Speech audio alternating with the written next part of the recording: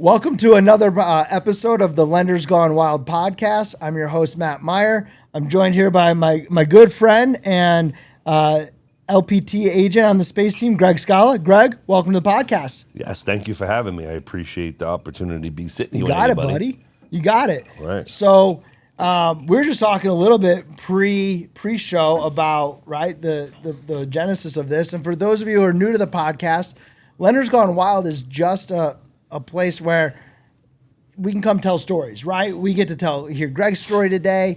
We get to hear other guest stories from inside the lending and real estate industries here. And really, when you do this job long enough, you run across some pretty wild stuff, right? It's people business. It's a highly emotional process. And we see some things that many of you may not believe are really part of what we deal with every day.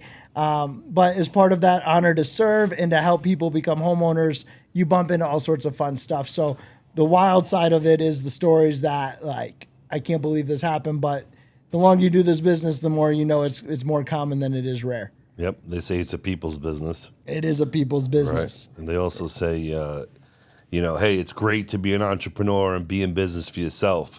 But the bad side is being in business for yourself. Yeah, right? You don't like your boss most days. Oh, definitely not. Who likes their boss? I mean, if you do, God bless, right? Right, but when you're self-employed, right, you got nobody else to blame. Yeah. Oh, I could sleep in, but I can't sleep in. Right, exactly. Doing those Exactly. things. That self-discipline that comes with freedom. So, Greg, I'd love to hear just about your journey into real estate, right? I know we've been working together for a few years, but kind of back up and kind of tell a little bit of that genesis story. Like, how did you find yourself in the real estate business to begin with? Great question. So, been living here now about 19 years in Arizona.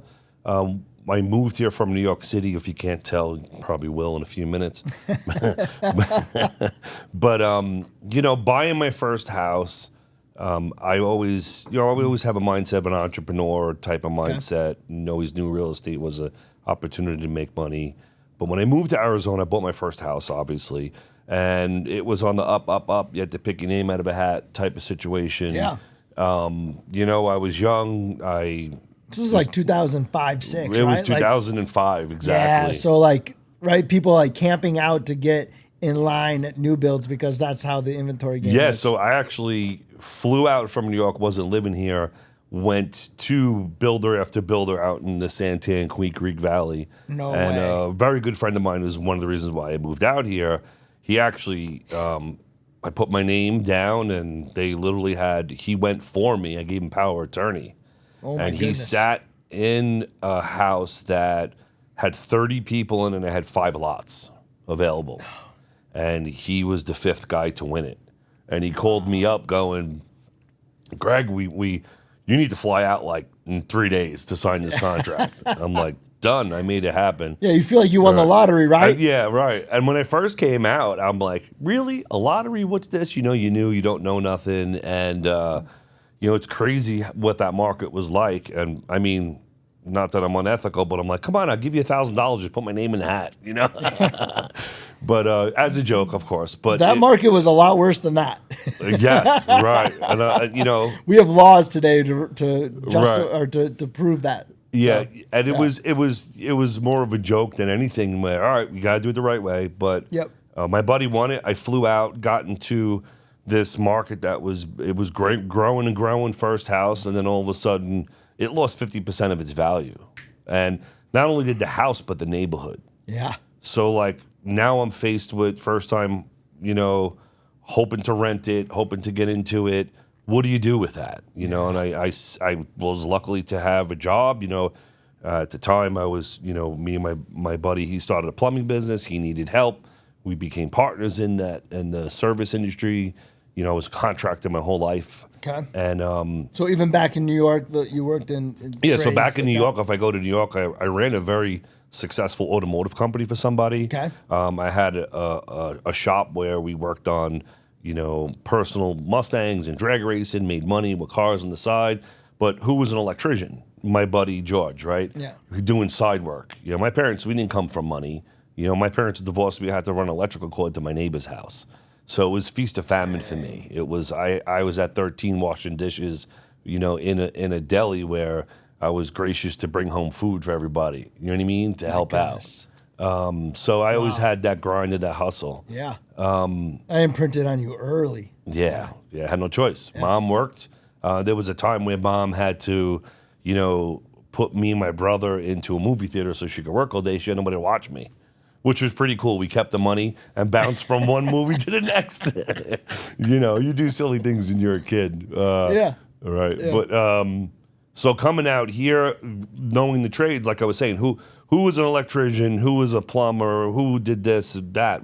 We always helped and worked with each other, and they made good money doing that. Yeah. Besides having a 9 to 5, consistent money always wins, right? Mm-hmm. So I always kept a good job and always had businesses like that as you're younger. Coming out here, I wanted to change a life, didn't want to live in New York, right? And getting into the housing market as a homeowner, I had the American dream of, I'm going to own this, I'm going to get out of it one day, I'm going to be able to figure out how to get another loan, make it, a rental and do those things. Mm-hmm. And then, the 50% loss in the economy, you took it out. And I did a loan modification, and I thought I would stay, and then it dipped again. And I mean, they were renting houses for $500, 4-bedroom, 2-car garage in my neighborhood, $500 a month. Like, how did I compete with that? To even rent it. Yeah. So I learned quickly. And even with the mod, you'd probably be upside down quite a bit. Yeah. Oh yeah. I mean, my modification went from maybe 1,200 to 8. Wasn't much. Yeah. You know what I mean? You still can't cover it.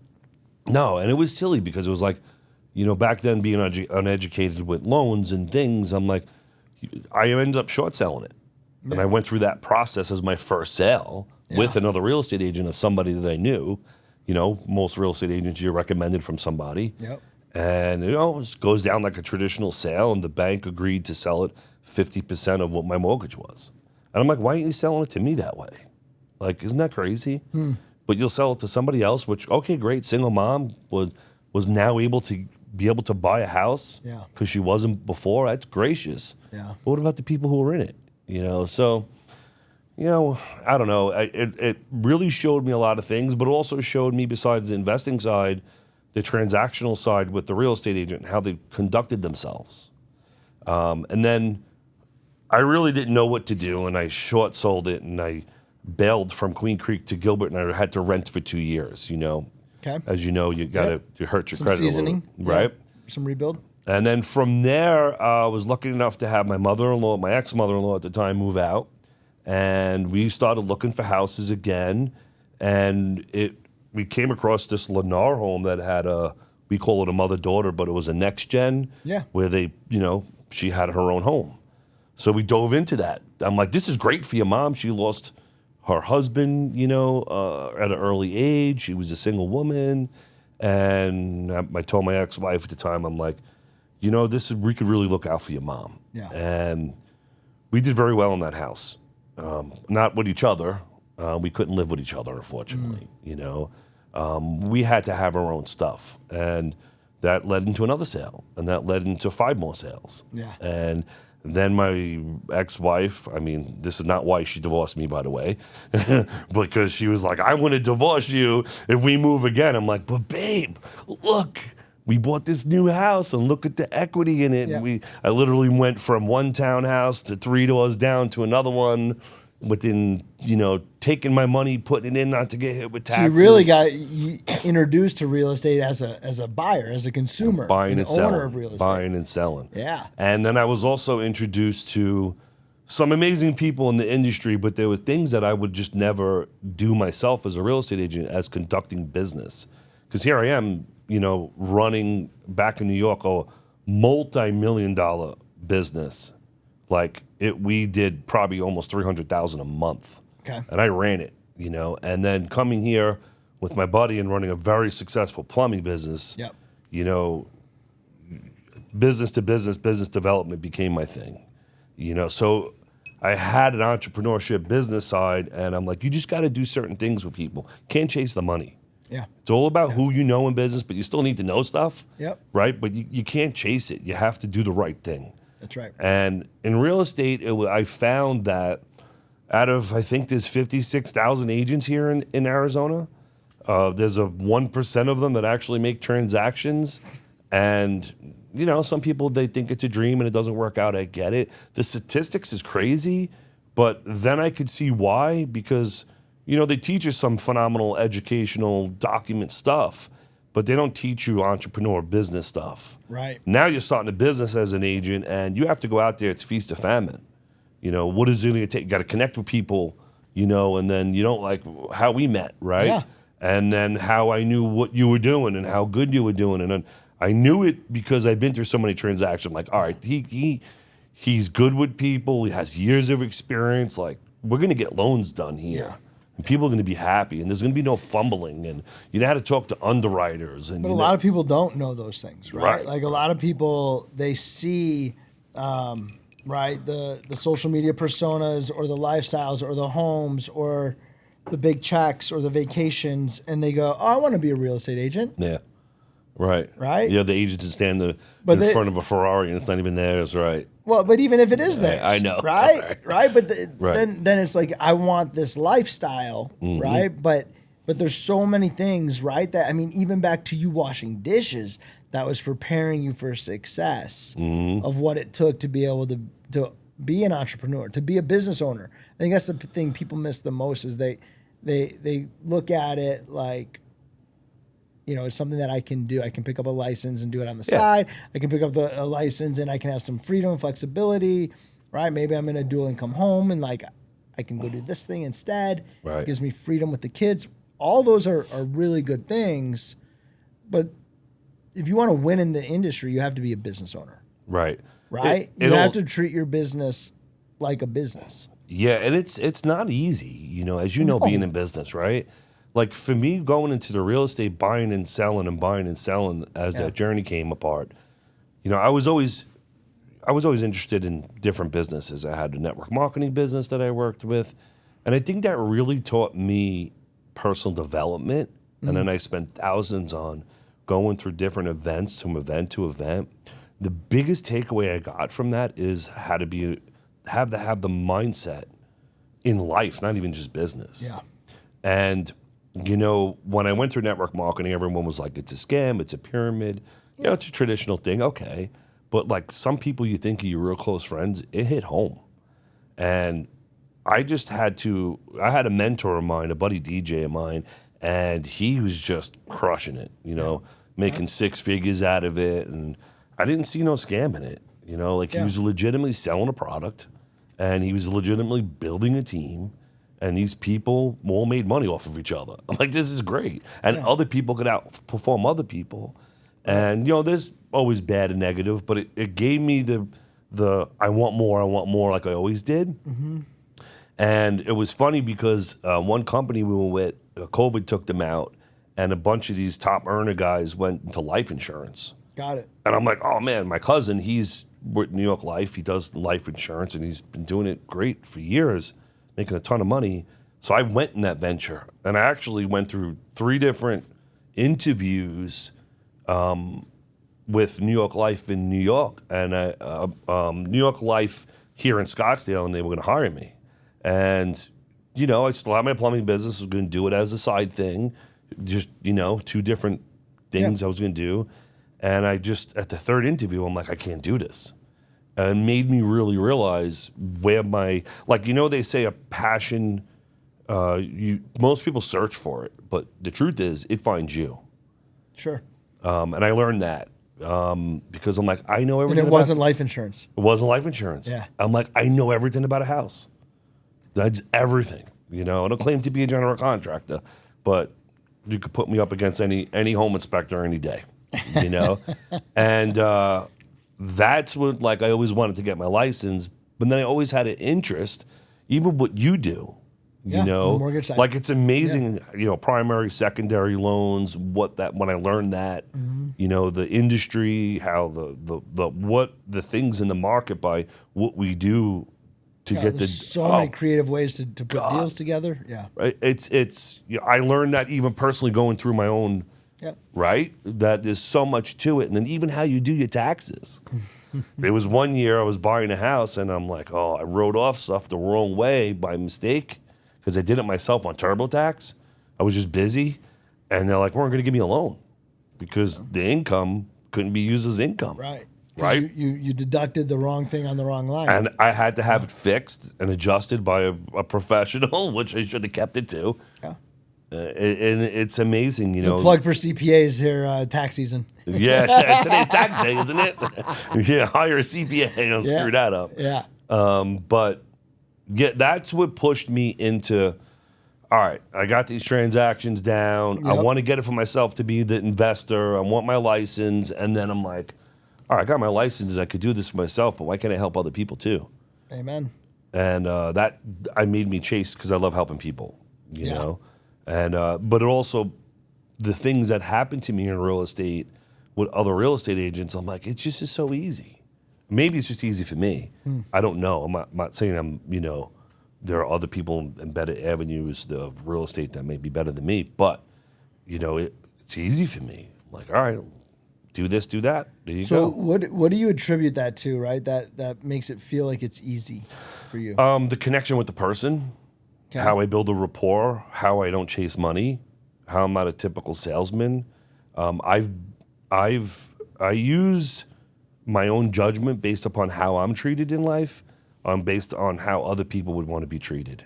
And when you go buy a car, right, and you walk into the car dealer and the guy comes running out the front door, don't even talk to him. Yeah. Just stay away. I'm sorry. I know he's new. I know he should get a chance. I know he's hungry. What is he chasing? Yeah. Like, what are you doing? Go away. You know what I mean? Like, it just, I already know. Well, let me see. Just get, relax. And what do they ask you? What are you looking for? I clinch to that. I just go, so bad tactics out there. And that, to me, is what I love helping people, because you don't need to do that. You just need to have the confidence. You need to know the value that you give, and you need to just give it. And if somebody is against it, next. Yeah, you know your worth, right? I know my worth. And not every client is the right fit for. Nope. Right? I've lost a client. Yeah. For sure. They thought I was being too pushy. And they said, Greg, we don't want to work with you.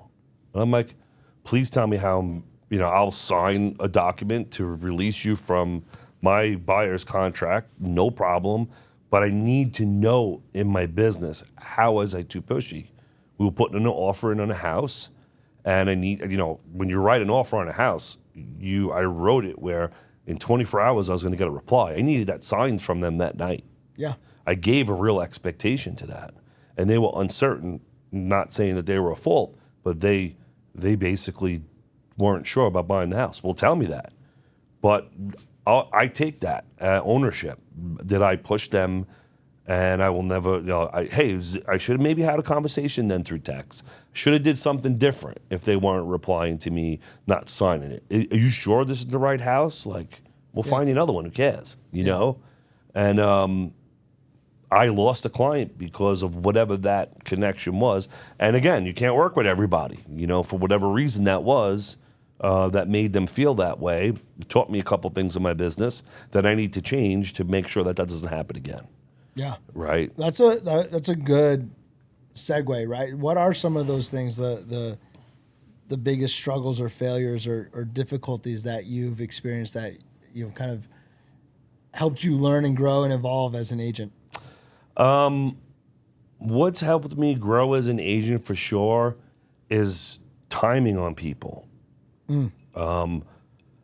As much as you want to take them and show them, like this, how do I say it? People, you don't know, they tell you one thing, obviously, sometimes it changes for them, right? Mm-hmm. So they say, hey, I'm ready to buy a house in 3 to 6 months. You talk to the husband and then you talk to the wife and it's a different story. Right.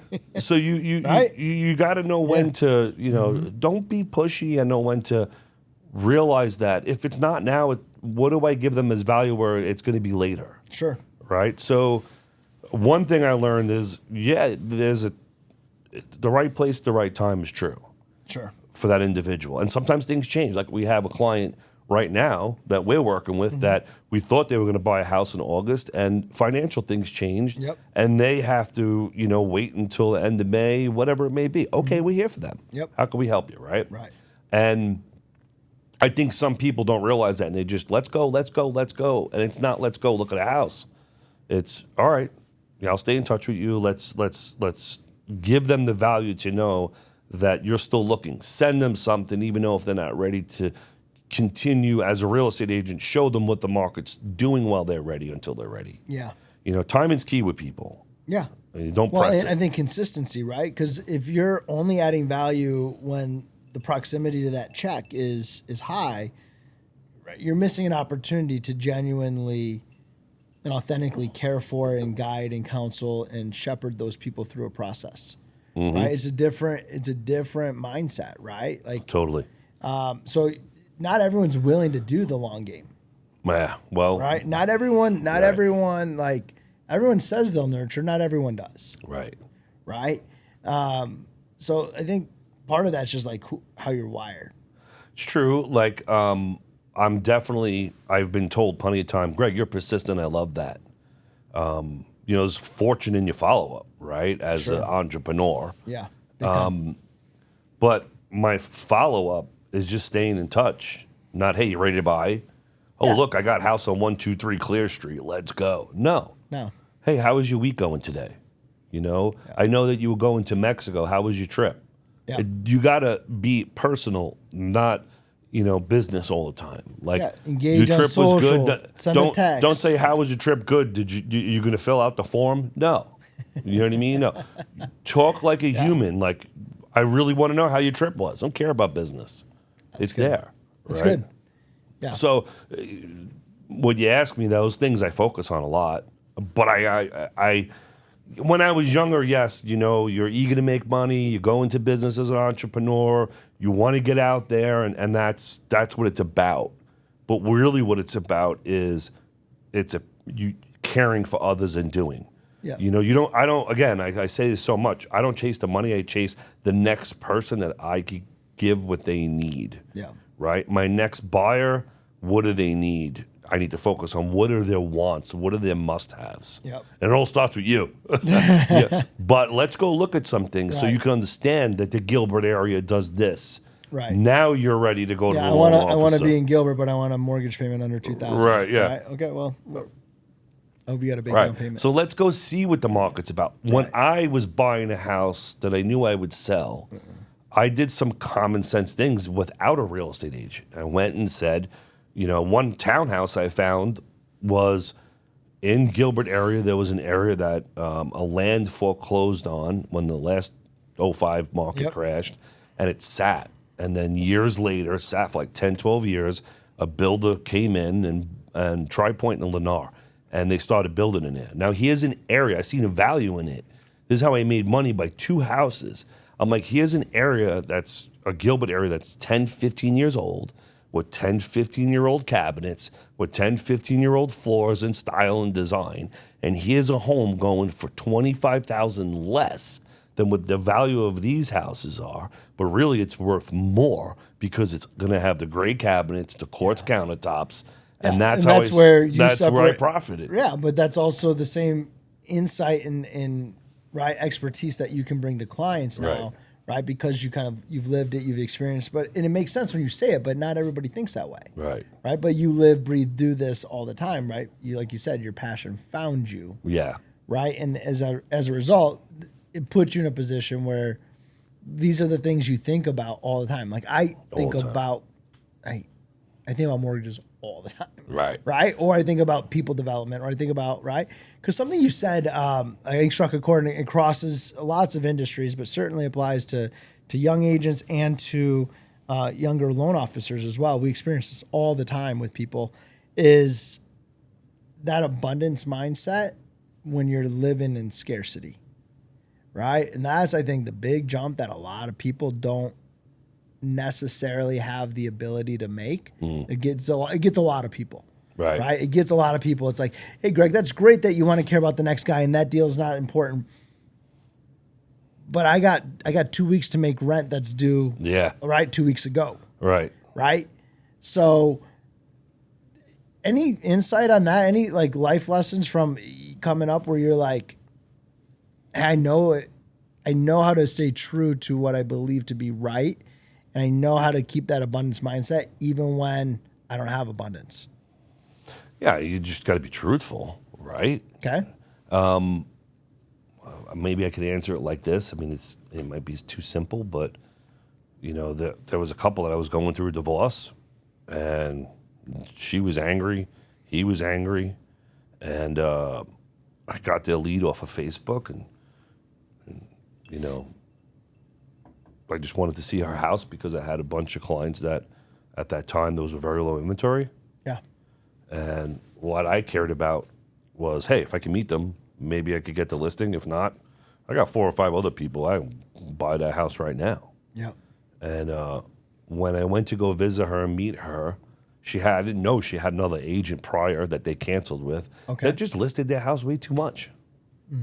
And it was like right in December 1st. Yeah. And I'm like, they liked me.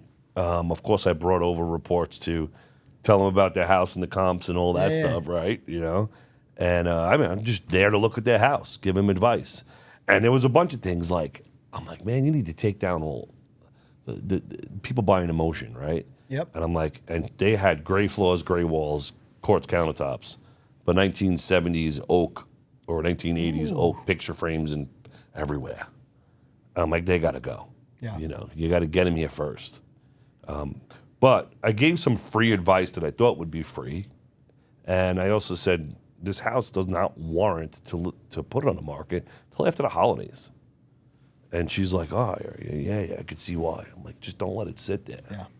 Yep. And, I think any good agent's going to tell people that. You know what I mean? Yeah. Well, if you do what's best for the client, even if it doesn't serve your immediate interest, right? That's your point in the. Yeah, we could have listed it real low and sold it anyway. Right. If I'm just trying to chase that check, to your statement earlier. Right. And what the other agent was doing was, unfortunately, there's some agents I feel that in real estate, they don't know how to get the sale, so they'll promise them the world and try and nickel and dime them down. And everybody loves to be told what they want to hear. Right. Right. Me, I'm like, they were gonna. The other agent had it for $460. My comps say this house is not worth more than $420 max. And then when I show them this reports, the husband's like, I won't go less than $430. And I said, I ain't taking it. It's not worth my time and my name and my team's name. This is what we do. You know what I mean? This is what we know. I'm only as good as that data. Look at it. Here's a 75-page report. Like, this is it. What do you want? And I won him over on that because I could be the worst agent in the world. That's the truth. Right. Look at that. You know what I mean? I think you know this about me, but I was a math teacher, high school math teacher before I got a mortgage. And I used to tell my students all the time, like, pictures and people lie, numbers don't. Right. Right? Like, it's not, this is not my opinion. Yeah. Right? Like, 2 + 2 is still 4. It's it. Right? Like, that's not, there's. What am I creating for you here? I don't care if you draw it in red or green or black or yellow. It's 2 + 2 is 4. Right. Right? It doesn't matter how you paint it. It's true. So, now that's really good. Tell me, right? So you get into real estate, right? You're doing a great job taking care of clients. Your business is growing. What are some of like the highlights, the big successes or wins so far in your career? Some things that you're really proud of that you've accomplished at this point? That's a great question. I'm really proud of finding the team. And I'm not just saying that because I'm on this team called Space here in Arizona. When I first joined real estate, I'm like, I'm going to build a team. I'm going to network That's with when people. we met, by the way. You weren't on the team when we met. No, I was on a different team. Yeah. Right? Yeah. Which was amazing people. They taught me some real hardcore basic real estate stuff. Yep. And they gave me some, some life things that you always should do. For me, what made me come to the Space team was systems and tools win. Mm-hmm. And then many other things, right? Not to get into that. But when I first joined real estate, I really thought, all right, you got good experience and da-da-da-da-da, and you go eventually, you'll learn this industry and you'll go start your own team. And I'm like, once I realized the traditional mindset of business of a team, and I got to meet the space team, and I got to meet, you know, what it takes to put it together and run it, what they do for the agents. I'm like, I'm out. Yeah, right? I'm going to be an agent. I'm like, I'm out. I'm just going to stick with this. I don't want traditional Yeah. business. But then it humbled me to say, wow, they got it dialed. And, you know, there's some amazing teams out there besides what we have, for sure. But it really taught me, if you're a new agent out there, you need to join a team. Yep. You need to join a team Yep. that has the resources to teach you, educate you, and make you grow. And I mean, there's top 1% agents. So here's another thing I thought, all right, that helped my business. I'm like, all right, it's only for the new people, and then you're going to grow, and you're going to just be, And then you're going to leave. You're going to leave. Yeah. And then I got to meet the people that are on our team, the 1% of the valley. Right. And I'm like, they're still here. Why? Right. So I know why, and I knew why. It just wasn't pointed to me. As my other businesses, you have to have systems, tools, and people. You have to have a staff to do certain things. You're only going to grow so far. Yep. Right? So my success of where I am and how I do it and what I do is that. And being a part of that, truthfully. Yeah. Yes, my success, I could say all about Greg and all about the things maybe I've accomplished and learned, but no. It's, I could do other things because of them. I could leverage the team because of them. Like, I have other agents on the team. I get leads that come in that I'll never get to, that I'll split it with them, and we both make money. Yeah, man. I just saw a couple of those come across. Yes, sir. Yeah, Right. I love it. I would have never made that money for that. But, right, so there's a lot of wisdom in that humility, right? And I think a lot of people either don't have that or they're afraid to lean into it, right? Like, it almost feels like, I need to go do this thing on my own. I need to be my own person, right? Like, there's unfortunately some misconception around that. And I think to hear you tell that story is really cool, because you have done a lot of work for Greg, but it's because you were able to recognize Greg can be his best if I plug into something bigger than Greg. Right. That's helped me also have a personal life. Amen. Right. Even though I run two businesses, but that's where my passion is. Right. Yeah. My passion is that I like to hustle. Yeah. But for sure, I could say that I didn't know that coming in, and maybe it's for me. There's some agents out there that are very successful and they love what they do. It's for them. Not everyone's going to be the same, you know, and I know that. But maybe just for me, that, you know, that's what it takes. Yeah. To be able to make my life work. Yeah. Because I'm going to hire a transaction coordinator. I'm going to hire a marketing. I'm going to hire a video editing guy. Yeah. Just have it all in one space. Or I'm going to join a team that's already got it built. Right? Yeah. But, you know, for sure. Exactly. Right. It's like the Mexican fisherman, right? You know that parable? No. Right? So it's the Mexican fisherman, and I'm going to botch this a little bit, but It's okay. Basically the idea is, like, you know, he's catching fish, right? Just off the dock in Mexico or whatever. And, like, the investment banker on vacation's like, oh, you should do this and build a fleet and build a shipping company. You know, right? Now all of a sudden, like, you've got fish that you're exporting, and, like, right, you build this huge conglomerate, right? Because, you know, he asked him, like, what do you like to do?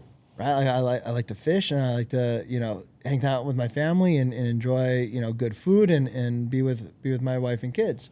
And it's like, so instead of just being simple, we're going to go build this whole thing so that I have the freedom to hang out and eat good food and hang out with my wife and kids. Yeah. Right? And it's like, there's two paths to it, Yeah. right?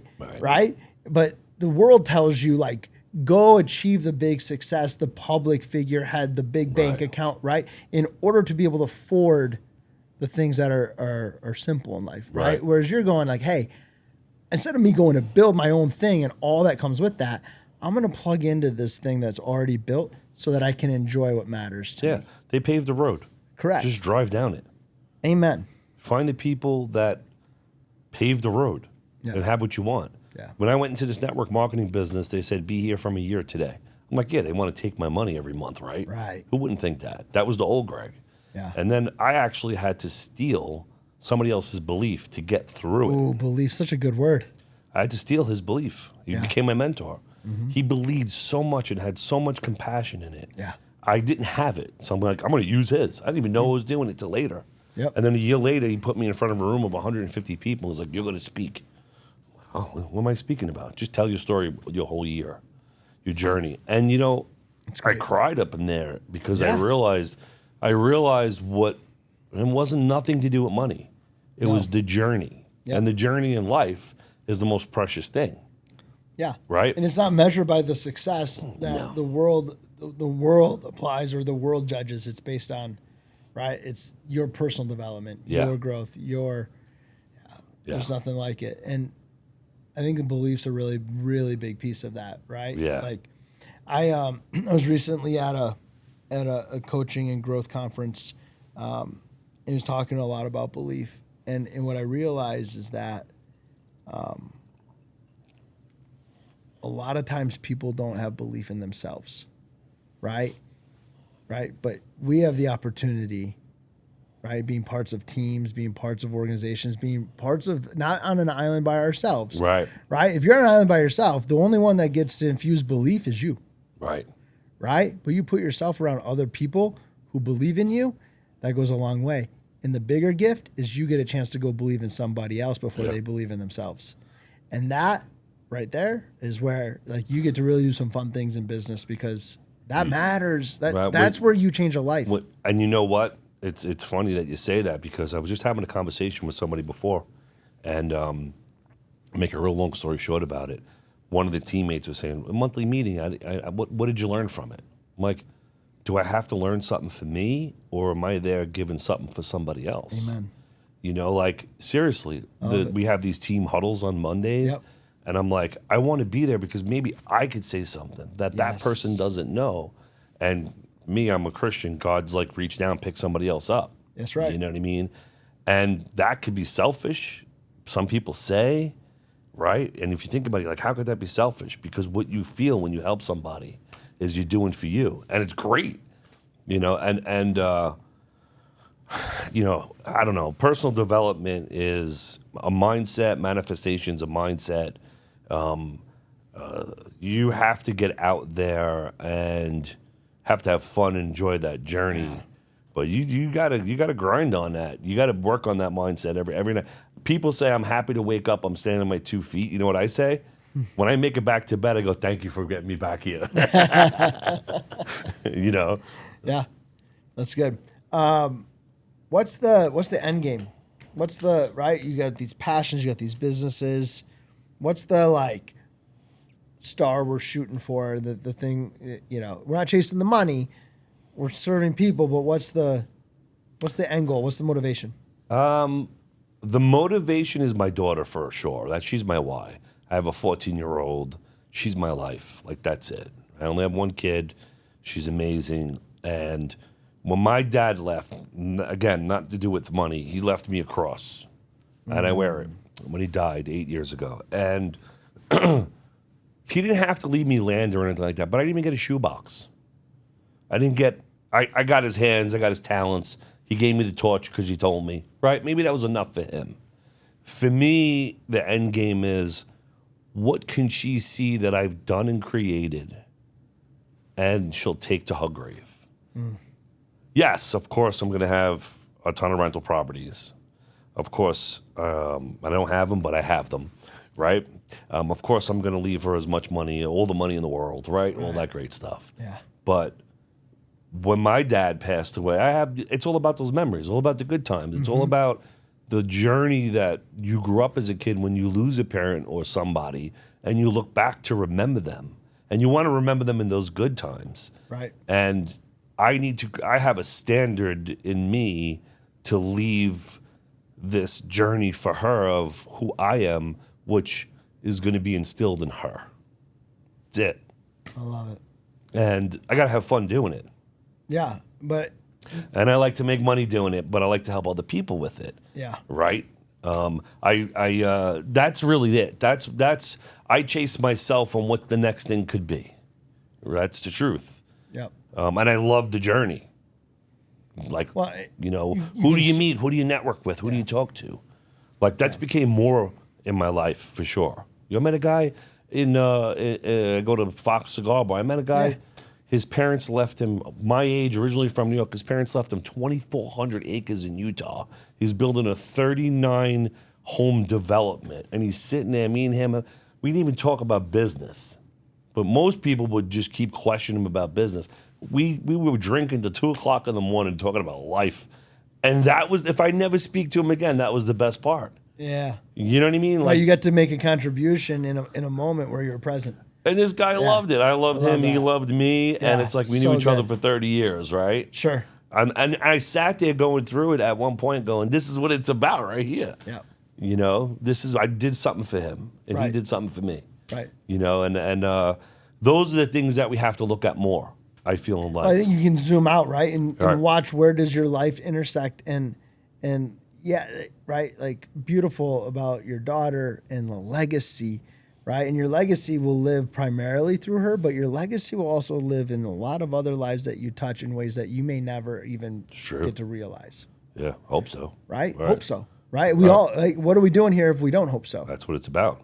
Right. Right? Absolutely, yeah. So, man, that's really powerful. That's why I like working with you. Yeah, I love working with you. Brother. Cheers, buddy. Cheers. Thanks for being here. All right, tell me some wild stories. Wild stories. All right. What you got? Give me a direction in a wild story. So how wild do you want to get? Yeah, I'm from New York. Legal and okay, of course legal. I don't do nothing illegal. Okay, well, all right. Nothing incriminating. I don't want to be subpoenaed because I published a podcast. Pull that podcast, FBI reading us now. We don't do anything like that. We got licenses, man.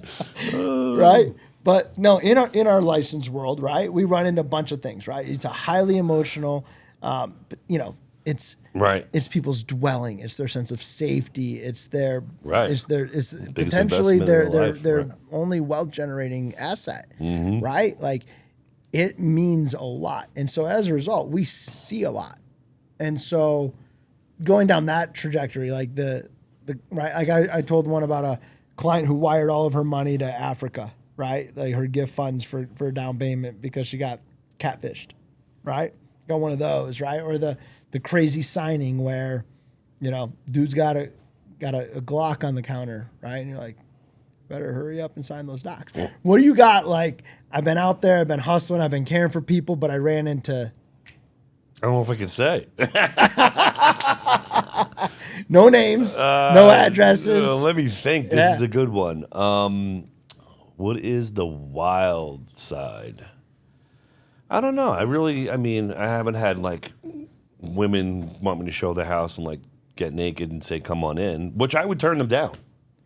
Like straight up. I'm a single guy right at the moment, but I'd be like, this is business. Sign here. Yeah. No, but Yeah, I had this one. That's a different open house than the ones I've seen people put out signs for. I had one woman, like, all right, you got to come here and drop this key Does that ever cross the line, right? Like, well, I mean, you have clients that do that? The worst I had a woman do cross the line, honestly, was she made a comment like, this is a date.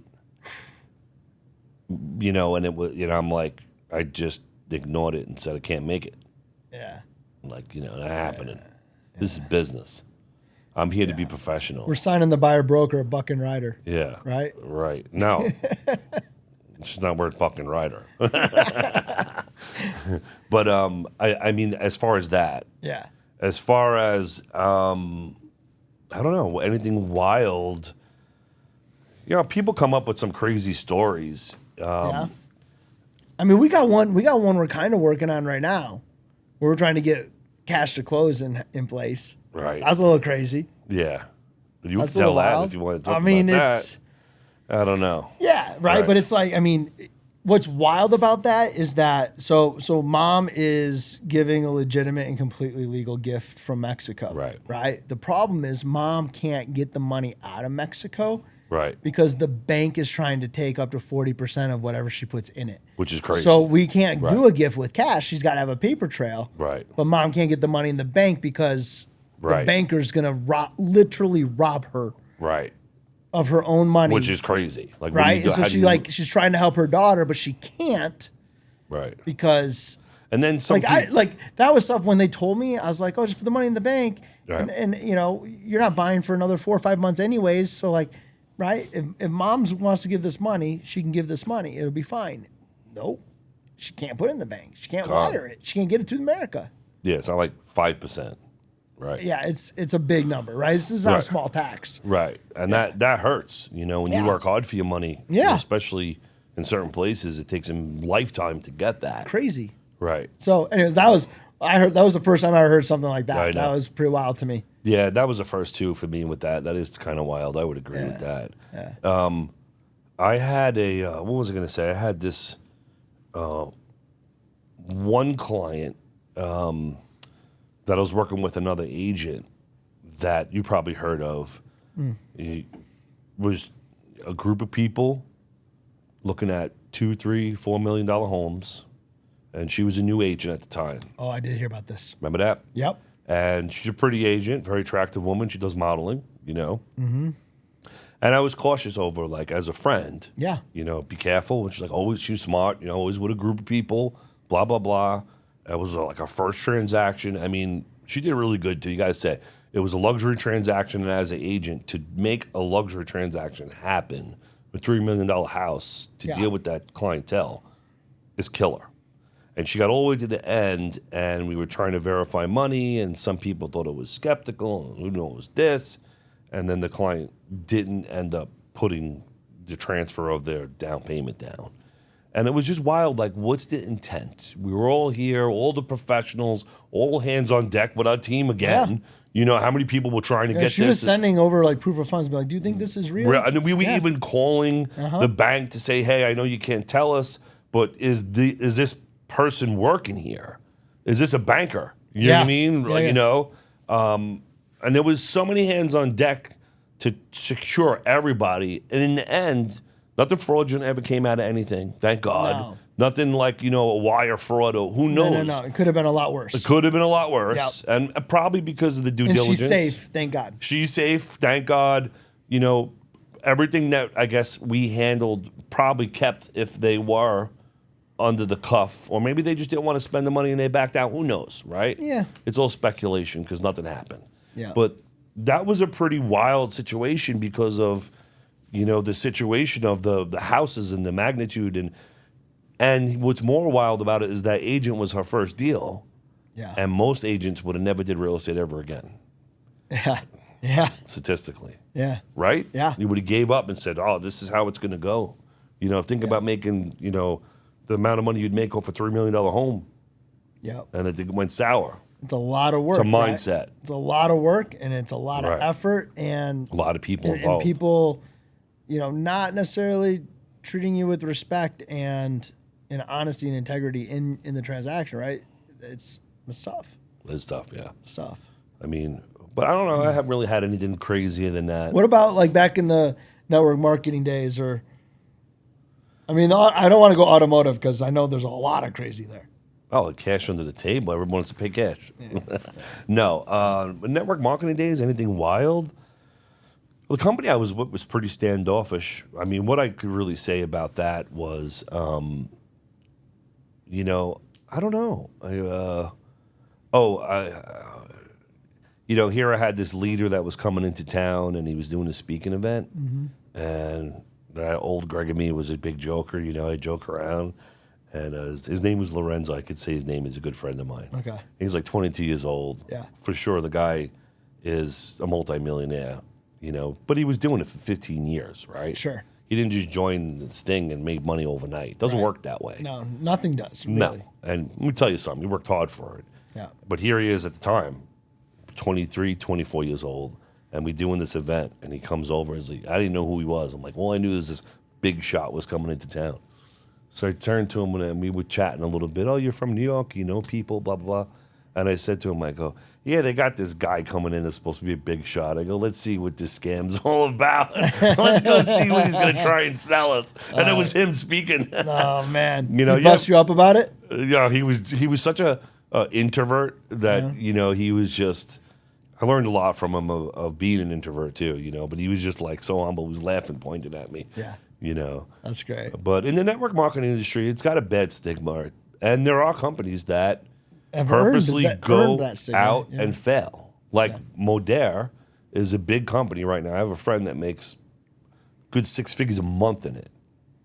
And the company's pumping, cranking, been around for years. And he is friends with the top, people. They didn't even tell him they closed the doors. Like shutting a light switch off. You're like, what? What's going on? Bankrupt. So brand yourself. Yeah. That's what I learned from that. Yeah. And then one of the other companies when COVID took them out, brand yourself. Like I will represent my team space, but I brand myself as an agent. Amen. I was in EXP. I'm an LPT. I branded myself. I make a change. Yeah. Well, you're right. You're part of, right? You have the brokerage, you have the team, and you have the individual, right? All those brands, those brands can coexist. Right. I tell everybody what I'm about, but I brand Greg. Yeah. Because really, it's me. Give me one more, because I know the plumbing business, right? Like, you've seen some things. Oh, yeah. Okay. Give me one of those. Well, what type of things do you think I seen? I'm talking about wild, like just wild things that have happened to houses. The biggest problem in the plumbing service business that we don't do new construction is the employment of the service technician. You'd be amazed who would walk into your house. So I do a lot of the hiring, and we spend a lot of money on that.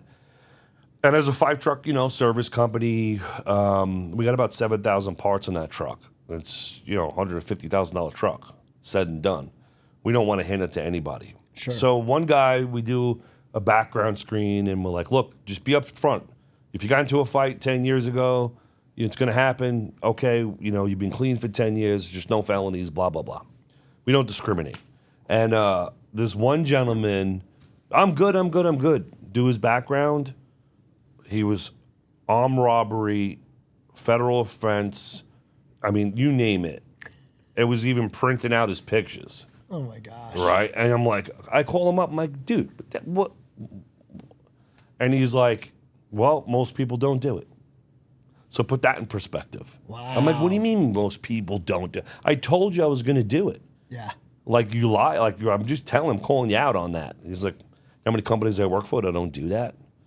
And wow, we do that. We stop a lot of problems. The other problem is even the ones that pass and do good, if they go through an issue and they get hooked on drugs, like I had this one guy, he was a great guy. If you met him, Matt, you would have loved him. You'd be like, this guy is awesome.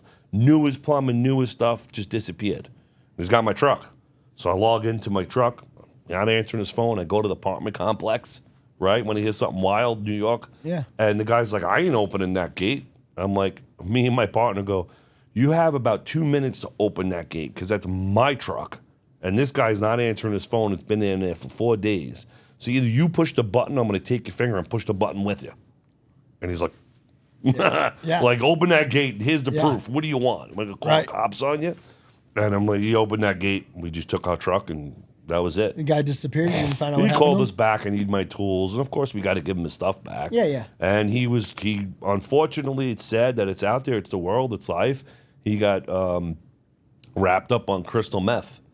And he was like, I just did it to party. I'm like, who just does it to party one night? It's not like you had a drink one time and you put it down, right? It's the world. It's life. And unfortunately, be careful who's out there coming into your home. That's all I'm going to tell you with that. Yeah. That's the scariest and worst part in the plumbing business that we've had is the employment with that burns you out. Interesting. Yeah. As far as the work. More than, houses. No houses burning down. It happens to companies. Yeah. We just have a lot of stuff in place that puts things in place, but anything could happen. Yeah. We micromanage. You have to. We've learned through the years that, I would never come out of the office, and now I do. Yeah. I run around checking on things. I talk to people, clients. I had other people doing it for me, and, they rob, cheat, and steal from you. And unfortunately, you give them the world, you get paid them the world, and that happens. But the plumbing business, service industry is a great industry.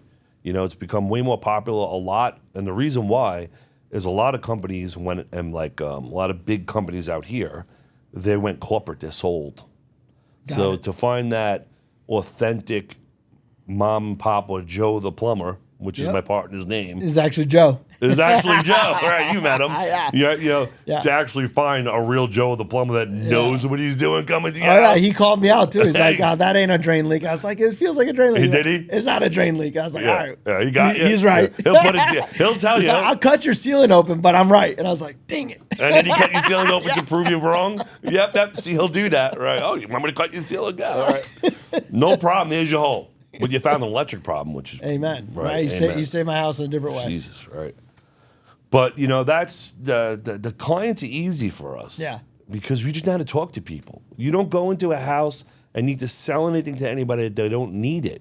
Just here's my price. That's it. Yeah. What do you want? You don't want that? Go ahead. Good luck. Yep. We know what we're doing. We care about what we're doing. Same thing. You gotta know. There's a lot to the service industry, but majority of the worst raw stuff is good luck who you're hiring and finding. And when you find them, you can pay them as much money as the industry calls for, or over the top. They ain't staying. That's just life. It's a rotating door. You move on with that. But, Interesting. Yeah. Yeah, man. Well, any final parting words, wisdom?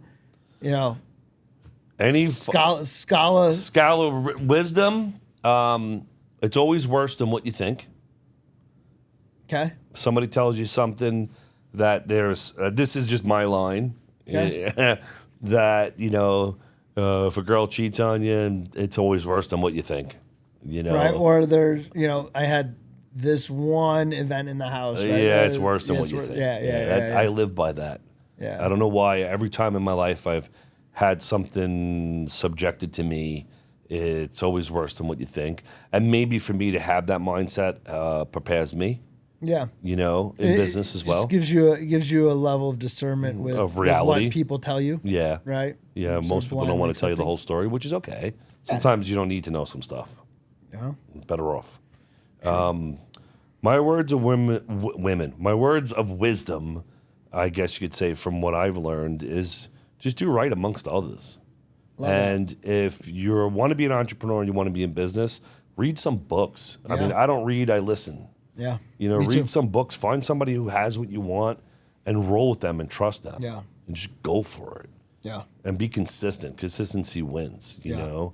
And trust the people that you work with. Get to know them on a personal level. Like me and you. I got to know you on a personal level. I know your personality. And when I refer you to my clients, it matters. It matters because not only does it give me the confidence in your ability because I know it, but I know you on a personal level. I know your wife. I met your kids. I know this individual. I know him on who he really is and what he's really going to do. Yeah. So when I give them your number, it's a whole nother feeling because they're human too. Right. And most people don't. It's just a transaction. Yeah. But that translates, right? Very much translates. It translates. And people could read. We have the same feelings and touch. Yeah. People don't realize that. They're human too. What do you think they are? Yeah. Right. Until one day, Tesla are going to have the robots here. Then what do we do? I mean, AI's coming. It may come and take us over. AI's coming. We just need to make as much money as we can until it gets here. But I think there will always be a place for that. Yeah, the belly to belly. There will always be something, right? Like the AI isn't going to cry with you, right? The AI didn't also lose a parent and is using that money to buy their first house for their kids. Right. It's true. Right? They don't have these stories. No. Right? No. And so as intuitive as it can be, and as much as it will feel, and I'm sure it'll evolve. Right. It will never be human. It never will be human. And that's why we need to be more human than ever.